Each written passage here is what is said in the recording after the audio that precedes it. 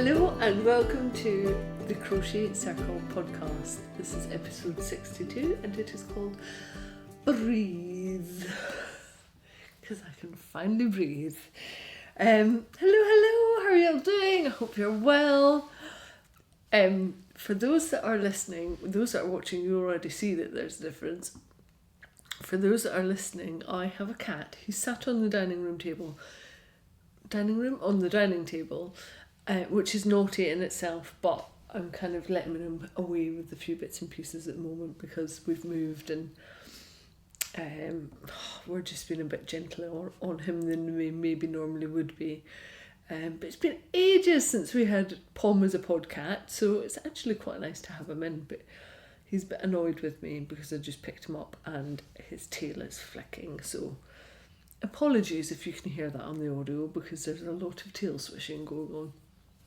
But Pom is here. Hello. As you can see, we are in the new house, which is about time. It feels really nice to be here. It's good. We moved in about not yet 2 weeks ago on the 22nd, so my brain is addled. I just don't know what day it is. I think today's Thursday. It's not. It's Wednesday. Yesterday I thought was Monday. It wasn't. It was Tuesday. Everything is just all over the place. So we moved in just under 2 weeks ago, and we are getting there. I'm going to add a photo in so you can see what I am podcasting in. So the view that you are seeing is this lovely kind of creamy wall with some shelving up with some nice cookery books out. The cat is on the table. Everything looks lovely and homely, like we're all settled in. The reality is I am absolutely surrounded with boxes and stock and just there's stuff everywhere.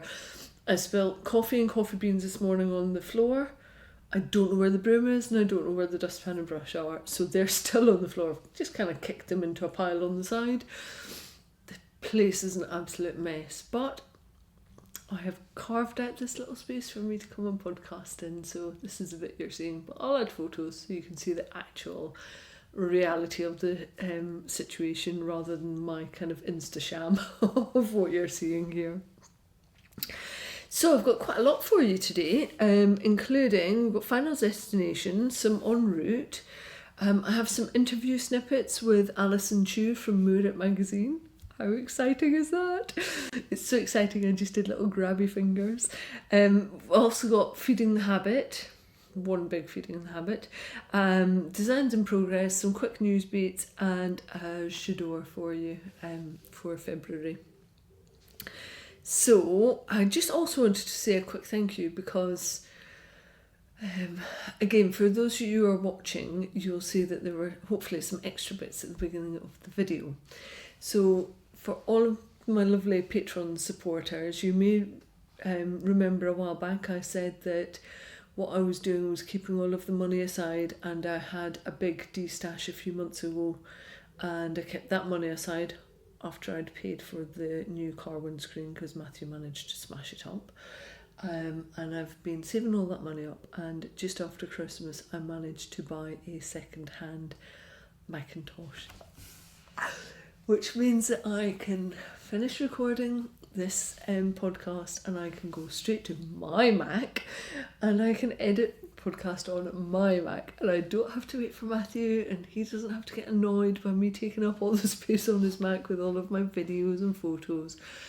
And I just wanted to say thank you. You have no idea how much easier you have made my life and my ability to actually deliver this podcast. It's making a huge difference, and it's opening up all sorts of extra things I can do, and maybe add in snippets of what I'm up to during the month, because I don't just have this very quick timeline that I've got to get the podcast edited to minimise my impact on Matthew and the household. So thank you very, very much. It's huge, massive to be able to have my own Mac and to be able to do my thing. And yeah, I mean, it's years old, and but the gentleman that I bought it from was lovely, and it's in amazing condition. and I found it on Facebook Marketplace. So I'm just well over the moon because I didn't, a new Mac for the standard that I've got here, although that is from 2013, I think. So, it's a good few years old. The equivalent of that would be £2,500 these days. I did not spend £2,500 on it, not even a fifth of that. So, yeah, thank you. Right, shall we crack on and get into it? We're going to start with Final Destination, and I've got a couple to show you. I think we might be getting Pomcat all podcast. He seems quite happy and settled there now. Right. Oh no, the swishing has started. Couple of things to show you. First up, maybe should have picked the bits off it because it's been well used, this blanket.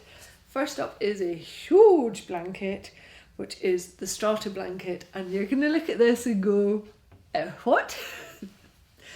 These are face colours? Faye chose these colours? You what? But actually, they're all very autumnal. It's just that they're autumnal and very clashy. I love it. So it's a huge striped blanket, and it has a border, and then it also has a kind of macrame fringe on two of the sides as well. It's very unlike me. This is in the current issue of Inside Crochet that has just come out on the day that this goes live, actually, I think, Friday the 5th. And it was a shock to me when this one came through my design idea. So the colours, the reason they're so clashy is because there is a dark to mid purple, a bright raspberry pinky red, and a very earthy rusty orange, and they're all striped together, and the border is the rusty orange, and the macrame woven ends are also on the rusty orange. But I actually love it, and I've got a friend who comes and bubbles with us, and every time she sees it she goes, I can't believe you chose those colours. Because on face value, each of those colours are my colours, but to put them together, they are so brilliantly clashy. I actually love them. So this whopper is the Strata blanket, and like I said, it's in issue number 132 of Inside Crochet, which I've added a link into the show notes because you can get a digital if you're not UK based or you're struggling to get out to newsagents at the moment. It's available digitally as well. Now the yarn that I used for this is actually 100% wool. It is West Yorkshire Spinners Retreat, and let me just show you. It's a roving yarn, which means that it is one strand with a light twist in it. I really enjoy crocheting with roving because you get amazing stitch definition from it. It's not fighting with the ply, you just get really nice stitch definition. And the whole premise of Strata is for it to not just be a striped blanket. It's not just dependent on the colours. There are actually different stitches used. So one of them is a slip stitch, which gives you like a knit stitch on its side. And then I've also used waistcoat stitch, which gives you a knit stitch vertically. So I'm kind of playing with those V stitches vertically and horizontally, and I'm really chuffed with the outcome. It just looks a bit different. It's not like your standard double crochet or half treble, half double crochet blanket. It's just a little bit more textured than that. I'll add some close-up shots so that you can have a look at it, but I really love this stitch. Keen folks amongst you might remember a bag that I was talking about last podcast, which is called the Strata bag, and that will be lending on very similar stitch that I've used in this because I really like the texture and the pattern that it creates, and also the density of the fabric that you get with it. So this is done on a whopper of a hook. I think it was a 7mm or a 6.5mm, so it works up really quickly and you get really good drape with it. So if you can't get West Yorkshire Spinners where you are, although it is widely available and you can get it in quite a few places, then you're looking for something that is about 140 metres per 100 grams. that will give you that nice big drape. And I would say if you can get something that's roving based as well, then definitely worth a play with it, especially if you've never tried it before. It's really delightful to work with, and I think it's one of those yarns that actually is much easier to crochet with than it is to knit with, because knitting needles are more likely to poke through the yarn and split it because it's got such a loose twist on it, whereas with your crochet hook you're far less likely to actually go through and split it. If you've not tried this yarn before, I would say go and give it a go. It's 100%, it's Keddy Hill, I think. Let me just double check my facts. Yeah, it's Keddy Hill, it's blue-faced Keddy Hill sheep. They are, the fleece is from the UK and it's spun in the UK, and it's warm. Like, the difference, if I have this on my lap and then if I take it off, it's like an Arctic breeze is suddenly hitting my legs, whereas while it's on my lap, oh my word, it's so comfy. It's also a favourite of the cat's, which is how you know when you've made the right thing and he likes it. Oh, I'm sorry. He's just given you a little bum shot there. Is that what you wanted? I don't think so. Right, you're being a minx. Off you go. Goodbye. Yeah. The other reason that I wanted to use this yarn is because it is British wool, and it's £6.50 for 100 grams, which personally I think is a really good deal for British wool. It's not a lot of money for what it is, given that it is UK grown and UK spun. And it works up so quickly. It's a really good quick project. And I just, macrame fringe with crochet. I think macrame and crochet go really beautifully together, and you can take it down that kind of bohemian look, but I also think it's quite easy to give it a more modern twist, and hopefully that's what I've kind of done with this blanket. It just reminds me of like summer sunsets and warmer weather, and even though it's a big snuggly blanket, like I can imagine being out at our fire pit as the sun goes down with the gin and tonic in hand and this wrapped around my legs in the summer. Can't wait. For those of you that are thinking about this blanket as well and worried, I have also put together a huge photo tutorial for how to do the macrame fringing, which appears in Inside Crochet. I'm really pleased. It's one of the things that they're doing is focusing on how they can use more photo tutorials and charts for patterns to better get the idea of the pattern across. And I'm all for that. I'm a visual learner, lots of us are, and so the ability to have photo tutorials in our patterns is just huge. Right, I think I'm about to be clawed. So my second finished object is Positivity Spiral Hat. This has really been done as a companion piece for the Positivity Spiral cowl that I did. That is such a popular project. It's just, I'm a bit bowled over by it, to be honest. A lot of people have made it, a lot of people buy it, and so I thought it'd be really nice to do a hat that goes with that, and then eventually I can sell it as a set or as two individual patterns.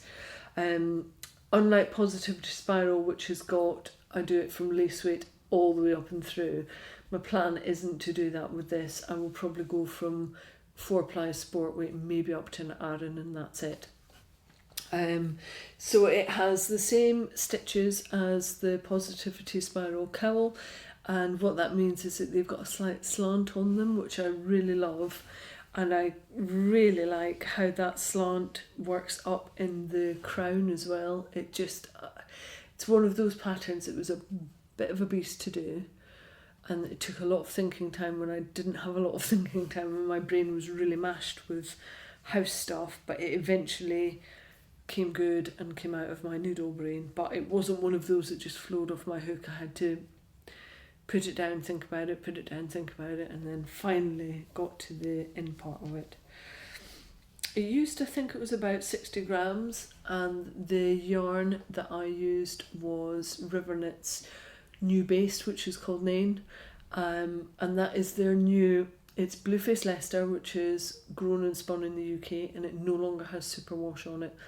So their old version of that base was British Blueface Leicester that had a superwash treatment on it, but it was actually spun in Peru. And so what they've done is brought the base in as a UK made and manufactured base, and without the superwash, and I can tell you there is a world of difference. I often think that when you've got like the merino nylon or the superwash yarns, they're all very structured and there's nothing different about them. You don't get any extra lumps and bumps, and they don't smell sheepy, and they're very formulaic and very samey. This is a world of difference from that. I really enjoyed working with this. It's soft, it's got drape, it's got a bit of fuzziness to it because it's not having all of the fibres compacted in and kept in by the superwash. It smells sheepy, which, you know, kind of what I want from wool. And yeah, it was really delightful to work with on my hook. Loved it. So I'll pop some photos in the show notes of me looking gawky and wearing it. But I love it. And this is the style of hat that suits me. Like a toque, a beanie hat is the hat that suits me. I did have a big pom-pom on it, and I just look ridiculous in a pom-pom, and they don't suit me, and I'm not that keen of them on hats. I can see how they suit other people and they look cute in them, but honestly, I just don't. I hate them on me. I hate the way they wobble on my head. I can never make a good enough pom-pom. Just, they look ridiculous. So this one is going pom-pomless. The only pom-pom I need in my life is this little black beast that is purring to my right. So what I really love about this hat is that I designed it and created it as part of the Moorit Magazine Kickstarter. If you haven't heard about Moorit Magazine, honestly, it means you have either not been on social media or you've been living under a rock for the last week, because Alyson Chu started the Kickstarter to get Moorit Magazine, which is a high-end crochet magazine with indie spirit, up and running. I'll go into a bit more detail about the actual magazine in a little bit, because I want to talk about it properly and I have some interview snippets for you. But until then, this hat pattern is part of the Kickstarter reward campaign for any of the tiers that are £55 and up. So as with both of the patterns that I have shown off today, they will become available as actual patterns. Probably Positivity Spiral will be first, because it just will, because I'll get the rights back to that more quickly, and then the blanket will come, but that's a few back in the list of all the other patterns that I need to go out. Like Stormy Rainbow needs to come out before Strata Blanket, so I will work away on that. So the patterns that I'm showing you today will eventually become available across all of my normal sales channels. But yeah, love this hat, and I had offered to send it to Alyson for photography, and we ran out of time, and I said I would photograph it, and I'm so glad I did, because now I've got it as my winter hat and it has been used rather a lot. The colour that I made the hat in is called Summer Liquor Nachtimal, and I've provided links in the show notes for it. It's quite a deep teal. It does have a slight variation in it, but not a lot. So it's a deep teal that goes into a really dark teal and back down to a mid teal, but it's quite a subtle variation. It's not a really in your face one, and it's perfect for this hat because you've got patterning in the hat, so you don't have the colour fighting against the stitch pattern in it. I often think it's a pity when highly variegated yarns are used in patterned elements as well, because they're fighting against each other. I don't often feel that they complement each other. So as a designer, I tend to try to stick to plainer yarns for something that's patterned, and then go to something that is a bit more variegated for something that is a plainer stitch pattern. So moving on to en routes. I have one largish project that I'm working on at the moment, and I chose it specifically for this time because I don't need to think a lot about it, and you'll see why in a moment. So for a long time, so for far too long, I have had a little parcel sitting to the right of our old city, which has little nuggets of all of the 72 British breeds. British sheep breeds, I should say. Oh, so sheepy. And I was sent these by Zoe from the Wool List. Now, Zoe did a 4-year PhD where she studied all of the 72 breeds, and she looked at micron counts and what was suitable for what design. She split it down into the different breed groups that there are, and I would say that she's probably one of our foremost experts on British breeds in the UK. And she's so lovely as well, really like, so we have a lot of time for her, and her passion for British breeds just absolutely shines through. So I've known Zoe for a good few years now, and we were stand buddies a couple of years back, and when we got talking, she had all of the British breeds as a knitted swatch but not as a crocheted swatch, and so I offered and said if she can get me all 72 nuggets of all 72 British breeds, then I would do her some crocheted swatches. And that's exactly what she did, but I have now had them for almost a year, and it is time to get them back to her crocheted up. And so I've started, and what I've been doing, just so you know, this is leading into a bigger thing, because it's not a selfless act for me to say I will crochet up all of the British breeds for you. I think it's a really rare thing to have the opportunity to have all 72 British breeds at your disposal. I can't imagine there are too many people that have worked with every single one of the 72 British sheep breeds, and I think it's probably it will be even fewer people that have crocheted with them. And so what I'm doing is using this experience to jot down how I feel about all of the breeds from a crochetier's perspective. And so what I'm doing is I'm creating with every breed, I am creating 2 little swatches. So Zoe only needs a 5cm by 5cm swatch, and that's what I've done. I've used herringbone half treble because I think it shows really good stitch definition, and it doesn't use up as much yarn as a double crochet does. And I think it's a nice way of showing up the beauty of crochet, because ultimately Zoe's going to take these samples out when she goes and does yarn shows. She has an information stand that she takes out, and she also sells her own bits and pieces with her stationery and her kits and things that she makes. So ultimately, like, my goal is that Zoe's taking out crochet samples as well for the 72 breeds, but also that it's maybe a stitch that people haven't seen before and go, oh, that's crochet, and it engages in another bit of conversation. And then what I thought I would also do at the same time, given that I have this opportunity to work with all of them, I have also created a tag for every breed that I'm working with. So what I've done is put down what category it is. So the one that I'm holding up is Cheviot.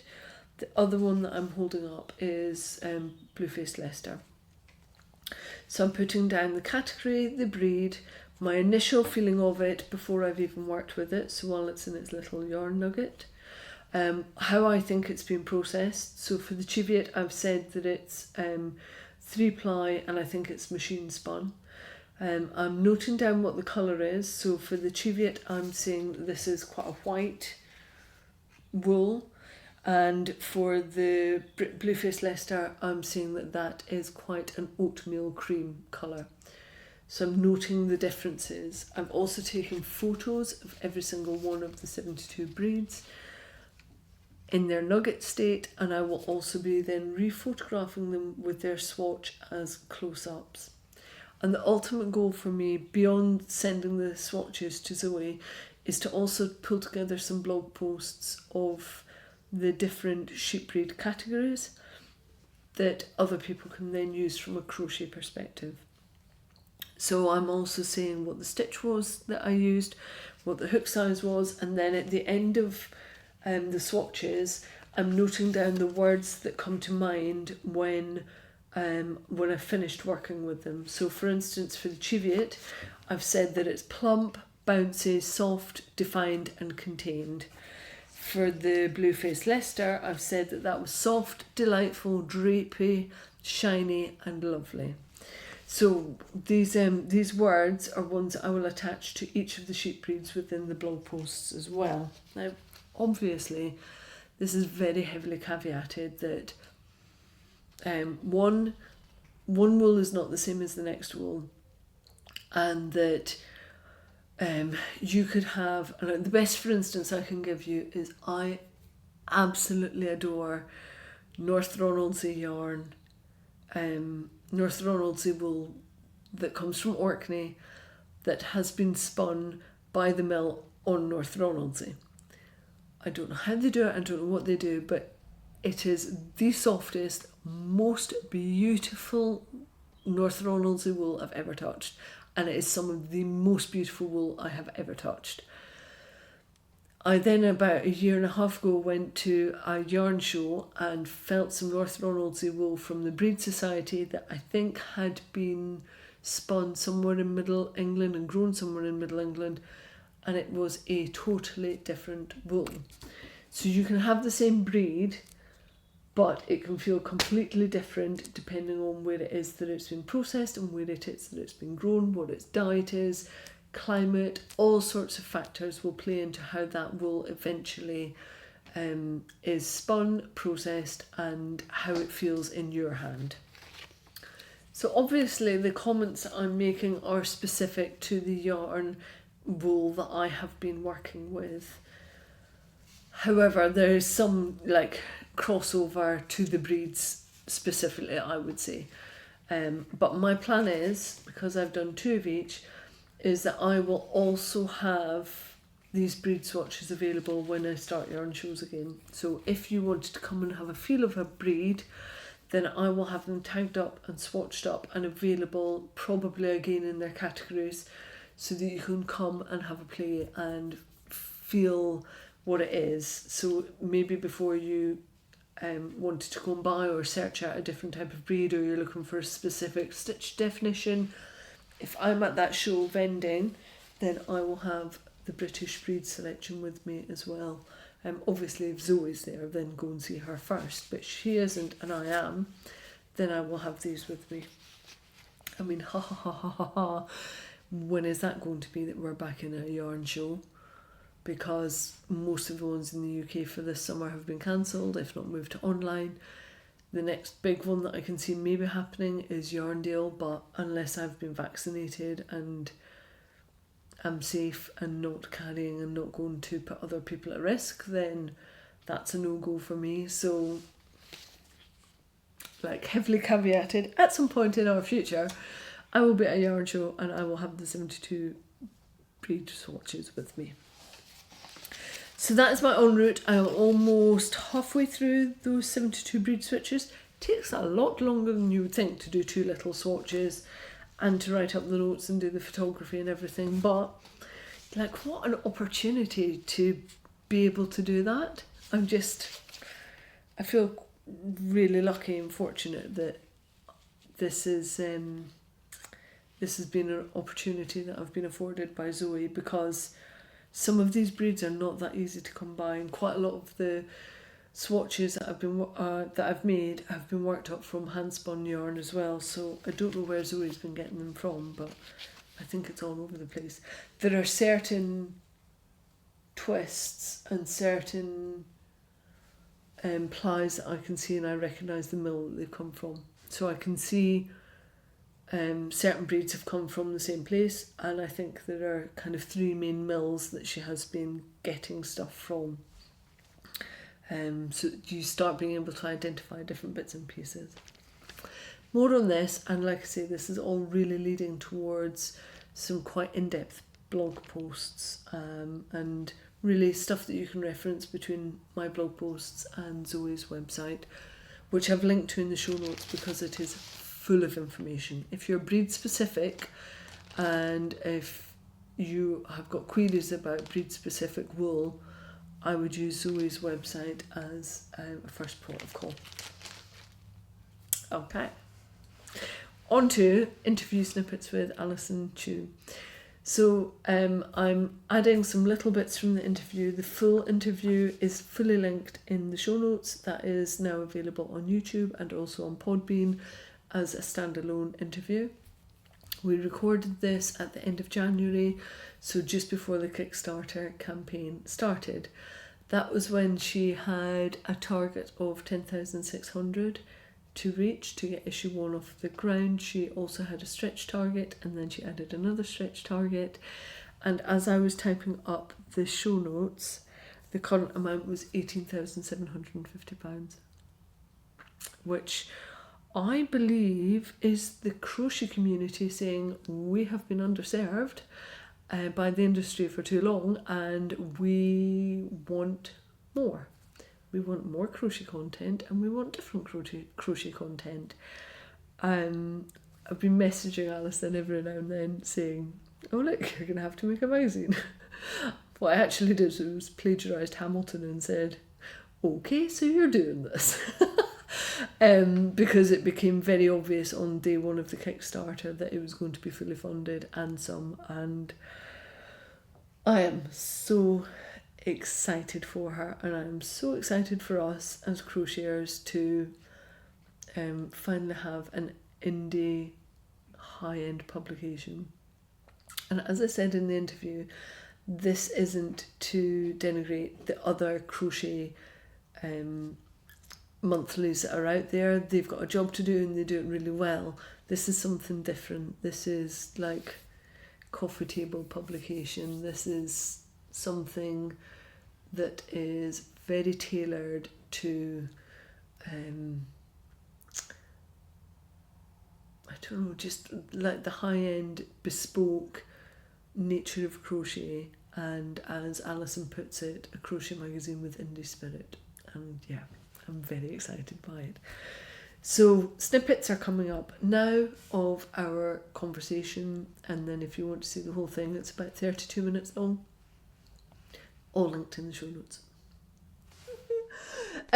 It would be really lovely, because some people may not know you and kind of your background. It'd be really lovely if you could start off by telling us a little bit about yourself.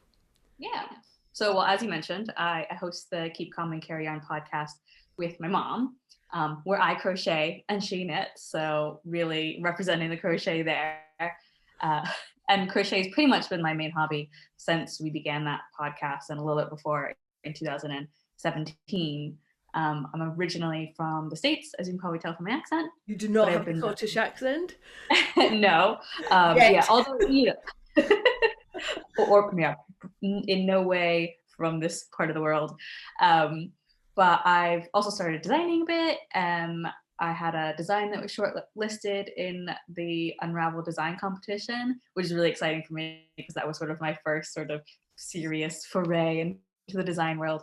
And I've now had a design published in Crochet Now last month, which is also really exciting because it was my first garment as well. Don't know why I decided to tackle that as a startup. You went in at the deep end. First one out the traps into a magazine was a garment. That's huge. I don't know what possessed me. But yeah, so I've been here in Scotland for 4 years. I absolutely love it. But I've also lived in London before. I actually did a master's degree in publishing while I was living there. So I was there for about a year, and in Boston before here. So kind of all over the place. But yeah, Boston, I was working in publishing as well. So sort of connected to that master's degree that I did in London. And yeah, so that's how I've ended up here. It's your interest in publishing and your love of crochet that's really led to us having this conversation. So that feels like a good point for diving into what your new project is. Yeah, so it is a new crochet magazine. Oh, I'm so excited about this. Tell us more. Yeah, so that's pretty much the basics of it. It's going to be a new crochet magazine. And it basically comes from the fact that I've picked up other sort of craft magazines that are pretty much all knitting based. And I don't knit. On the podcast, it is really just my mom that knits. I've maybe knit 2 things in the last 5 years. So I am really just a crocheter. So I wanted to make a magazine that I want to buy, which is to say, like those sort of indie knitting magazines, which are really gorgeous, like thick, uncoated papers, like beautiful photography, like really nice indie yarns. I wanted that, but for crochet, and it doesn't really exist out there. I can't think of anything globally that fits that niche. Obviously, as you've said, there are some for knitting. I can't think of anybody that is producing something that's purely for crochet. Yeah, and particularly, I think printed as well. I think there's a few sort of websites or online magazines that are kind of doing that sort of thing, but it is all digital. And I think there's just something really, really special about having something physical to kind of touch and flip through. And yeah, I think as crocheters, we are really tactile. We like touching things, and to be able to hold a magazine is just a really nice experience. And the smell of it as well, like proper beautiful pages, and it just, yeah, there's something really special about having something tangible in your hands. Yeah, and I think particularly as well with your sort of like indie magazines where it's printed on that particular paper, it's extra tactile. It's not the thin sort of glossy pages of your sort of commercial magazines, which have their own place, but it is just less of a experience, I feel like, to flip through those. So what can crocheters expect to see in Moorit? Yeah, so like other magazines, it'll be like 10 to 12 patterns, but the emphasis will be on garments and accessories. So jumpers and cardigans and tops and shawls and mittens and cowls and scarves. And I want the designs to be quite modern and sort of using Scotland as a background of inspiration, generally speaking. But I think really pushing that sort of, I think there's a tendency to equate modern to like clean and minimal and in terms of aesthetic. I think there's an element of that, but I think just as well exploring all that crochet can do, and just dispelling rumors, or not rumors, but ideas that crochet garments aren't as nice as knitted garments and whatnot.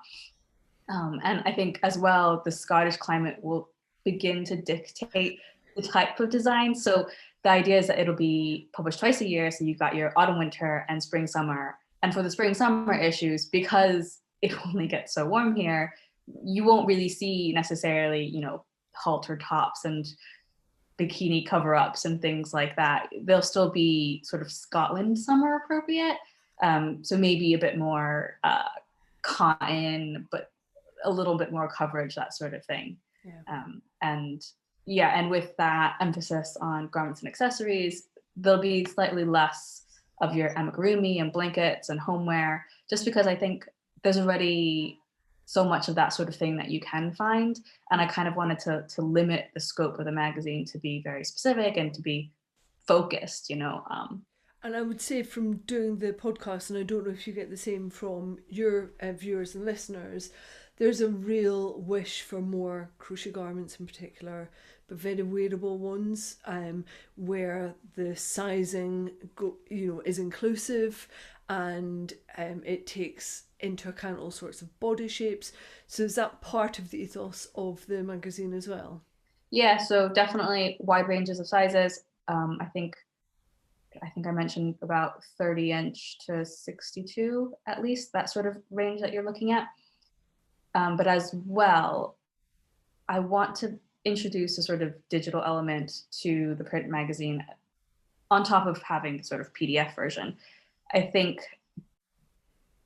introducing an extra digital element could have the possibility of opening up those sort of size inclusive, areas where maybe other magazines, they might be limited by page space, but if you start to publish things on a digital platform, you've got like unlimited space. So whether that's just having lots and lots of instructional photos or stitch count charts, that sort of thing, which doesn't necessarily need to be in the magazine, could go online.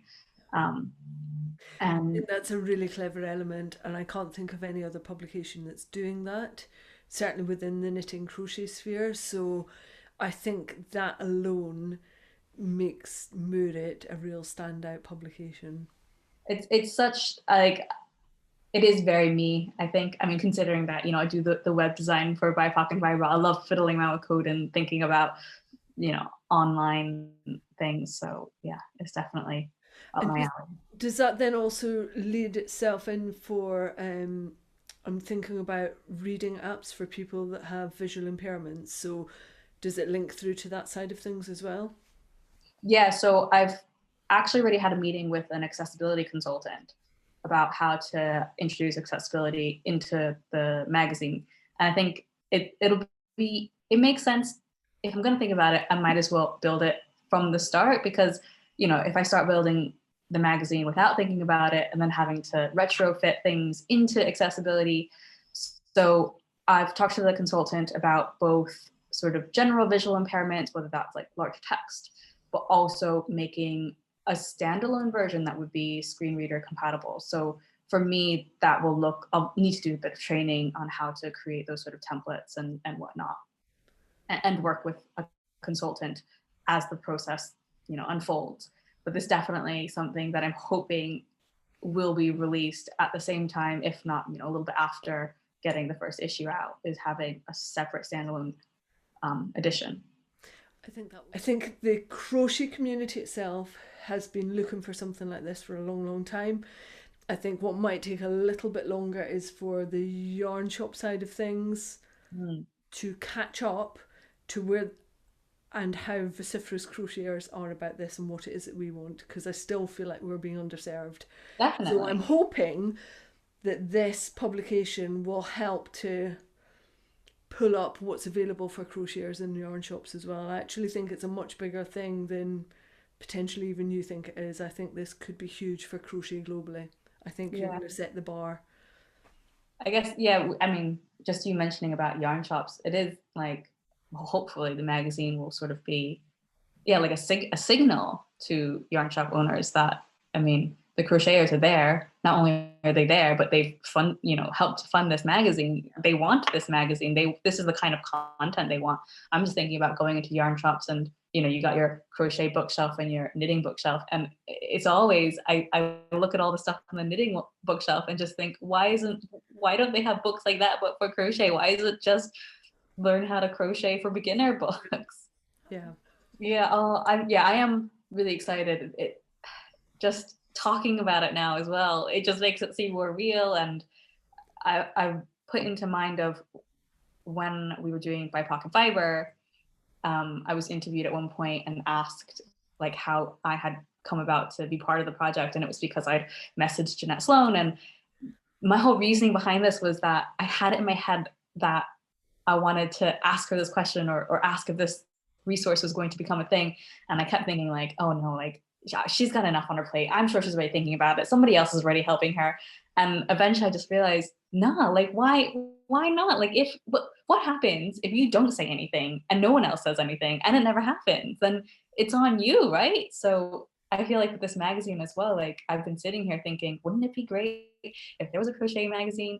And just at some point beginning last year, before that even, just that the little niggling in my head, just thinking, you have a publishing degree, you're a crocheter, why aren't you doing this?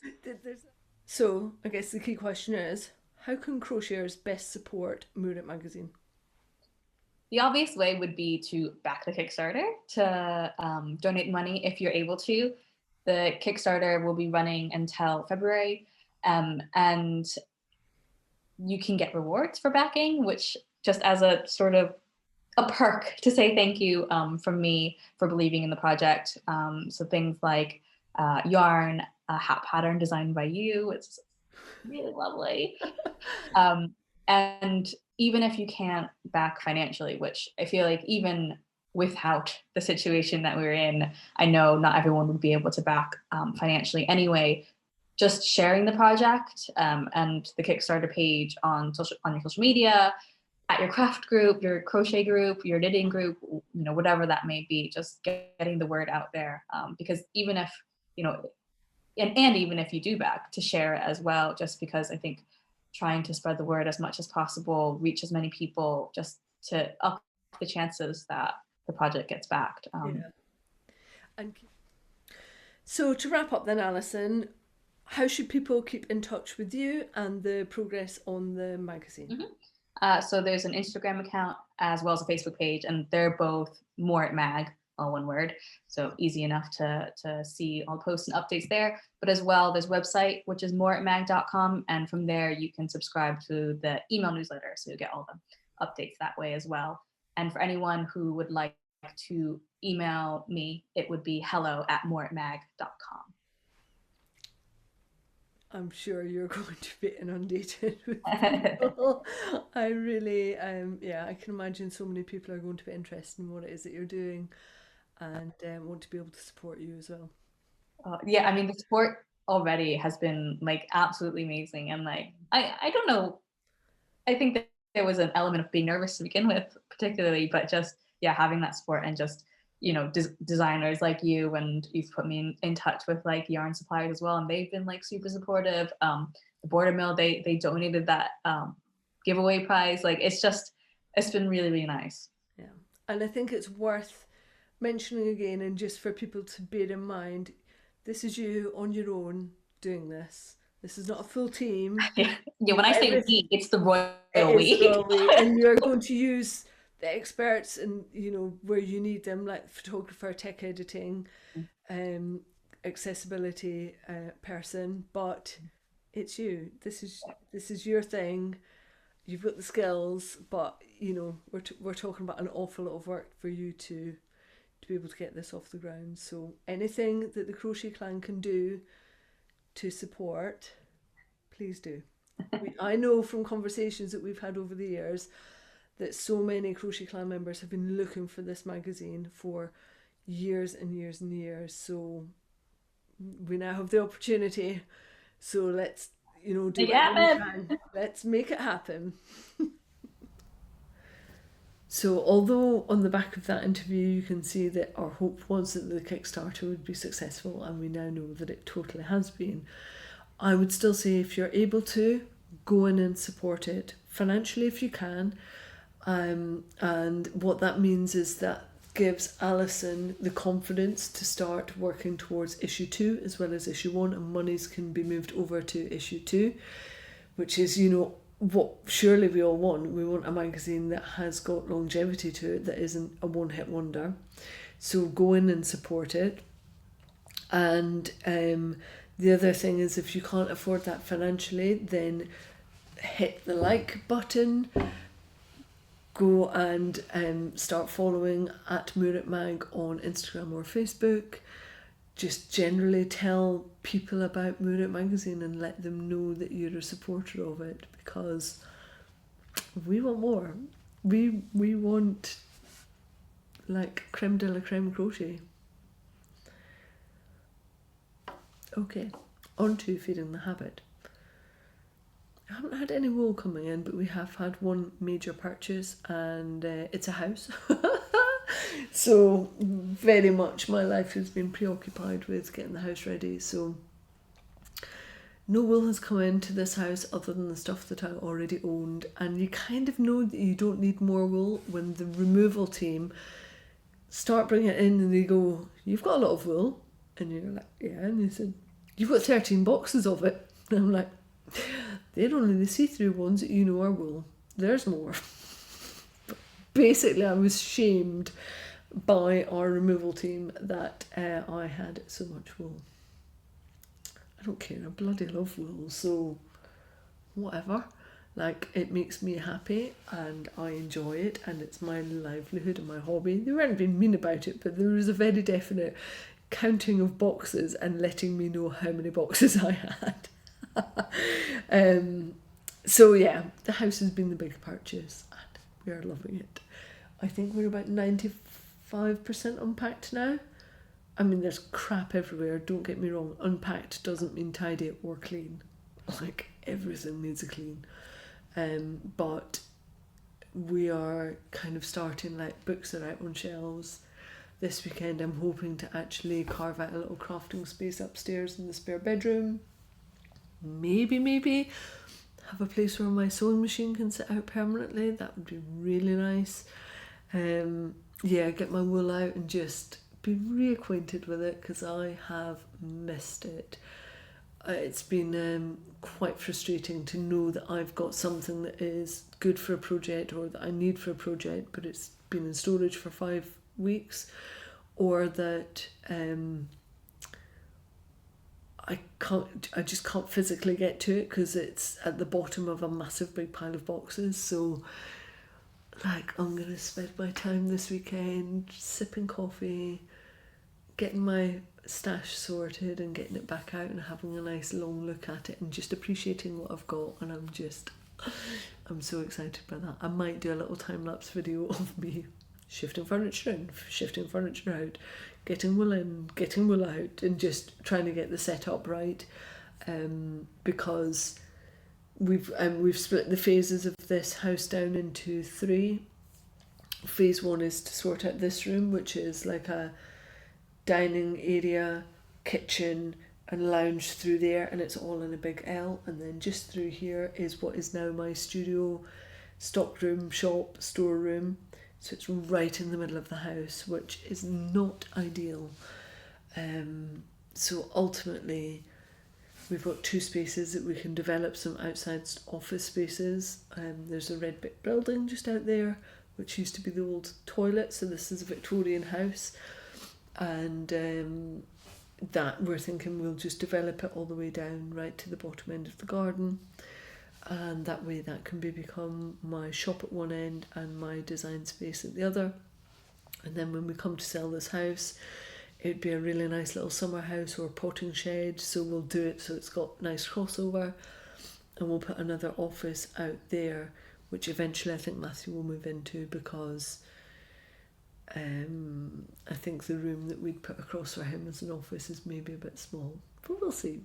He'll stay in there for a little while. When the first office is built, I'm having it. It's my space. And then, like, that's phase 2, and then phase 3 will be the next one. So we know where we're at, and my office is going to be in there for a little while, but I suspect it's going to annoy the living daylights out of us, and phase 2 will happen quite quickly. Fingers crossed. Because, yeah, it's okay. I only set it up yesterday. Like I say, I'm surrounded by boxes, so it might get better, but I know that I really like having an office and a studio space outside. So there's work and then there's home, and I like having that distinction, even if it's only 2 meters away. So we'll see what happens. That said, for those that are watching, can you see how much light I am bathed in? I have French doors to my left.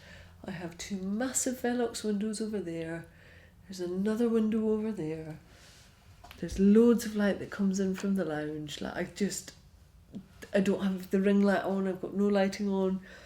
You can see colours properly. It feels incredible to be bathed in this much light in our house. It's just lovely. It's got really high ceilings. So, we're loving this house and what it's going to be.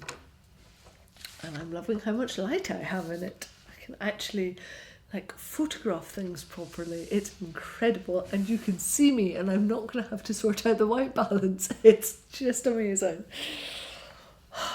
Very excited by it all. Right, you've been joined by Captain Naughty Pants again. Hopefully he's going to behave. Let's move on to designs in progress.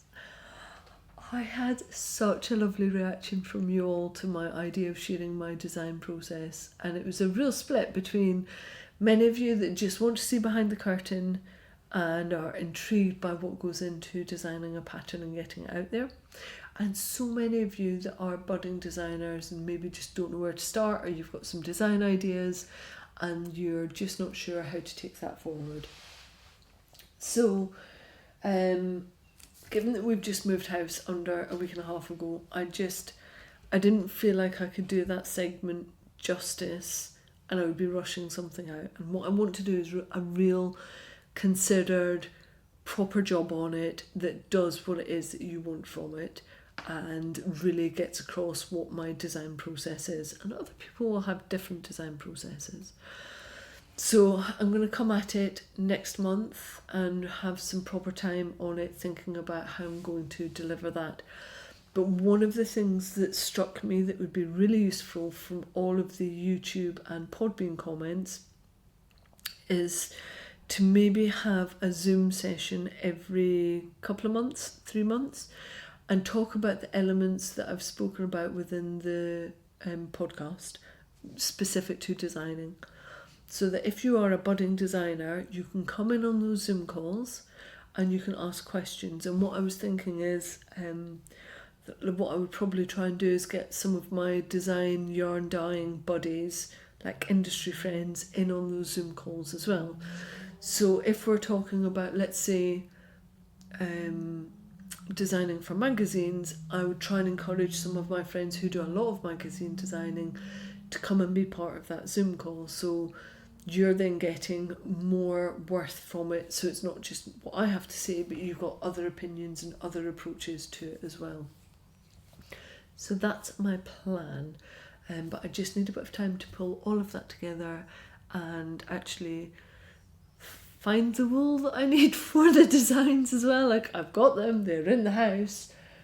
I'm just not entirely sure where.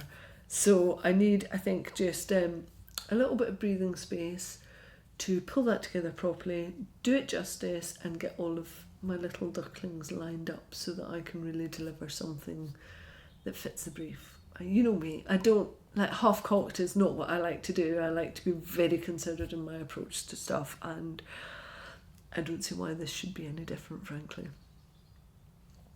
Right. Moving on to quick news beats. I won't have one for you, and that's to say that the February hookup is scheduled, and I say scheduled with, like, again, pencil it in very lightly, Saturday the 20th of February at 8 p.m, and that's GMT. I don't know if you heard that was Matthew moving. And Sunday the 21st at 9 a.m. GMT. And the reason I'm saying pencil that in is because our internet here is shocking, like absolutely shocking. Basically, we questioned the people that we were buying the house from twice on this, and they knew that we had to run like really 3 businesses from here, and they lied about the internet speeds and what they were able to do. So one of them is also an online trainer, and they said that they were able to do Zoom training calls from this house no problem, and had been doing it right the way through lockdown. Not a chance. We can barely even load up a Zoom page, so that's really frustrating. Hopefully we have got fibre coming in to the premises at immense cost in the next maybe 3 weeks. We were told by BT that it would be 45 days. That's 45, not 425 days. So I can most likely tether from my phone to my tablet, but it means that I'm running Zoom off my tablet, which isn't optimal. But I will test it out, make sure I can do it, and what it might be is that I have my video off, but I can see all of you, which isn't great, but it's better than no global hookup at all. So I'll be working up a solution for that before the 20th, and if I don't think that it's going to be great, then I will knock that one on the head, or I will go to a friend's house, I will do something, I will find a way around it. But I'm like, I could even, is that naughty? I could sit in a supermarket car park. I would still be on a tablet. I could do it from a laptop. I'll find a way. Like, even if it's me sat scamming off McDonald's Wi-Fi, I'll find a way around to do the global hookup. There is always a solution. But pencil it in. I might just be in a car with a blanket on my lap using McDonald's Wi-Fi. Sat in their car park.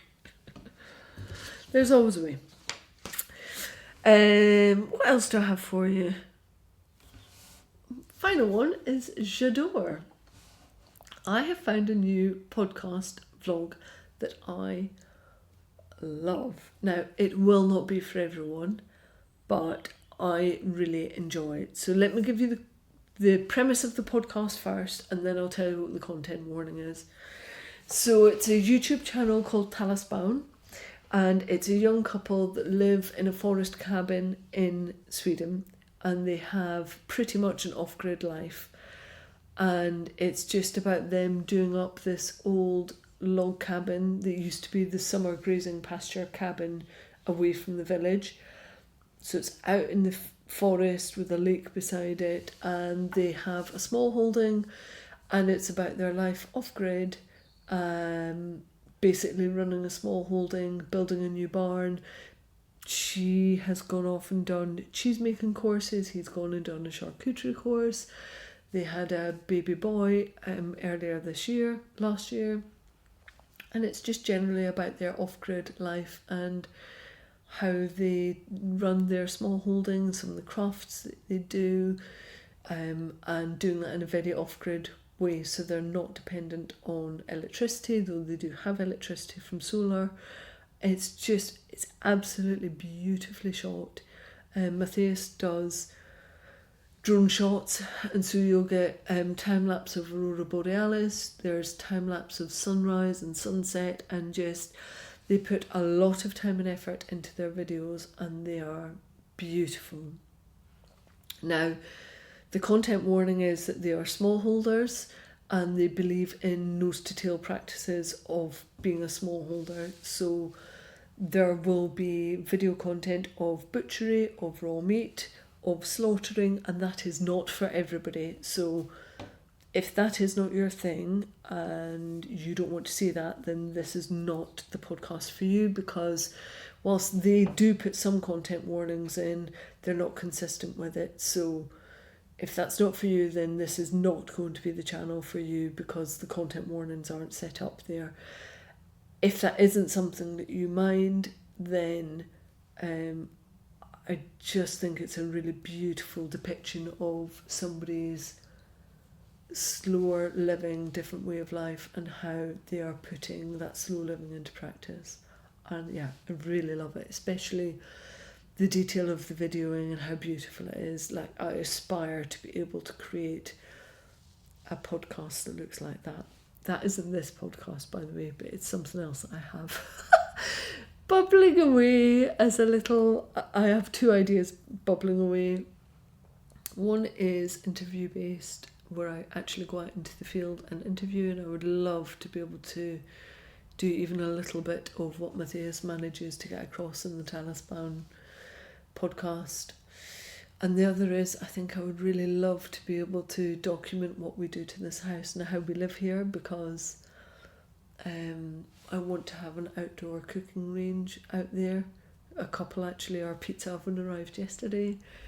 We want to use our move here as a real opportunity for being outdoor more, because we're so indoors with our day jobs. Like, I want an outside wool and fabric dyeing studio, because frankly, if you're dyeing with natural products and you're doing it in the house, it absolutely stinks. Like, the nettle dyeing that I did last year was absolutely bouffing. It was disgusting smelling, so I don't want to do that in the house. I'd much rather do that outside. So we have lots of plans for this house, and it's nearly 150 years old, and I would love to be able to document some of what we do here, because we're going to be here, we think, for about 10 to 12 years before we sell up into Olagain and move south and retire. So it'd be really nice to be able to document it this time, because I didn't document all the things I did to the last house. And just as a kind of final thing about our new house, I popped this up on Instagram, but I discovered from all of the old deeds and all of the sales documents and mortgage documents that we found, this is originally, it's a semi-detached house, and it was originally tied cottages for the estate, which is just down there. And the tied cottages were for the chauffeur and for the estate seamstress. And this, I believe, was the house for the estate seamstress. And that just seems so lovely and fitting that somebody who was crafty and into fabrics and sewing, and that was their livelihood, was in this house. I love that idea. So as soon as we're allowed back into libraries, and I plan to take a little bit of time and research all of the occupants of this house, because actually there aren't that many of them. The house is nearly 150 years old and it hasn't had that many occupants, which makes it even more interesting because people have obviously loved it here and been in the situation to stay here for a long period of time, and I quite like that. It was the same in our old house as well, actually. That didn't have too many occupants, and it was the old farmhouse, and given it was 200 years old, there weren't that many people that had lived there. So it'd be quite nice to know just a little bit more about the house and who else has lived here and what they did. Right, on that note, I have a purring cat on my lap, which probably means it's time for me to give him a little treat. And I think we're done. So thank you very much for joining me. Thank you for being part of my sanity whilst we've gone through all of the house stuff. I called this podcast Breathe because that's what I feel I can finally do. It's been, the last 12 months have been really hard. Like, we've had financial insecurity, and it's just been, I've woken up every single day until we moved here with nausea in the pit of my stomach, not knowing what was going to happen, when we were going to sell the house, if we were going to be able to sell the house. And that's finally gone. And also, like, really, like, things that I can't control. My hair was falling out, not quite in clumps, but, you know, I lost a lot of hair, and I don't have that much hair to lose. It's quite thin, and all of that nausea and hair loss has just stopped. So the stresses of moving house and feeling insecure have all pretty much disappeared overnight when we moved here. So we are very settled, all of us, including Palm. Very happy in our disarray and in our lovely new house, and it's just lovely. So it's time to sort some boxes and breathe some more. So thank you for being there. Thank you for continuing to be part of my community and my support bubble. It's much appreciated. Right, we're off. We, because I have a feeling that now that I'm podcasting in the house, we might have more podcast back again. So you might see both of us again on the 5th of March. Until then, I will be on Instagram. I'm trying really hard to get on top of communications this year, so I'm trying hard to respond to comments on YouTube and Instagram and on Podbean as well. So keep them coming, because it's part of my mission for 2021 is to get really good at communications and make sure that I'm being chatty with you all. So until the 5th of March, I shall be on Instagram. If you want to come and find me, that's where I will be. Have a lovely month. See you soon. Are you done? Are you done too?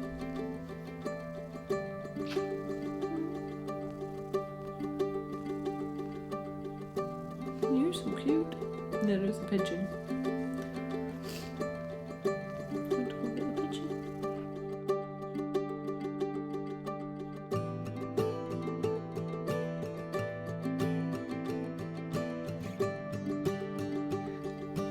And start. You know how to do this. I've done it 61 times before. Oh, hello. Come on then.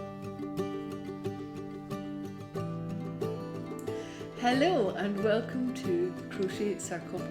You can't swish your tail on a plastic bag. Nope. Nope. It's totally unacceptable. Stop being a little bugger. Stop it.